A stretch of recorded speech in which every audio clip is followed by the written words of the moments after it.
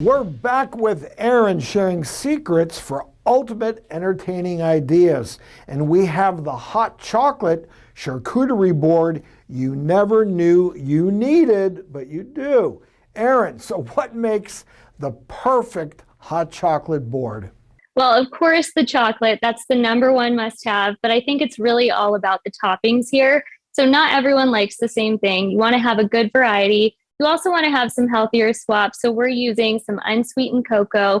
We really want to make sure we have a good balance of very sweet, savory, and a few healthy ingredients. We have some toasted coconut chips and just a great variety. Gotcha. And guess what? We all need a treat from time to time. You got to splurge a little bit, but you can make better choices in terms of healthy alternatives, trying to keep sugar down a little bit, possibly fats down. So Erin, what do we need to make this one? Definitely. So I have some unsweetened cocoa powder in here, like I said. One thing I really love to use is dark chocolate because studies have actually shown that it can lower blood pressure. So I think that's a really great thing. If you're going to indulge, make sure to max out the benefits. It also is really high in antioxidants.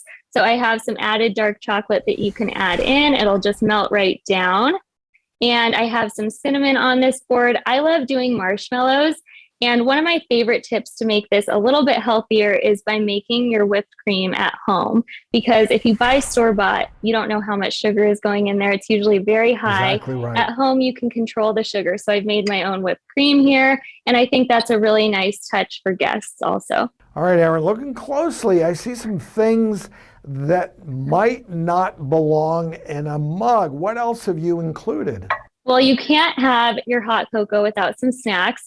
So I've tried to keep it pretty healthy here. I have some Greek yogurt covered pretzels right here, some graham crackers. I have some toasted coconut chips, which add a great texture to this. And of course, some little peppermint candies. And another great tip is if you have a little bit of cinnamon and cayenne pepper, it's great. It's a really delicious Mexican inspired hot chocolate. Make it fun, make it colorful, and you can't go wrong.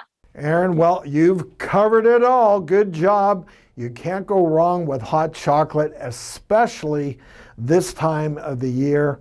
Yes. For all of Erin's tips for the perfect charcuteries and charcuterie boards, head to our website at thedoctorstv.com.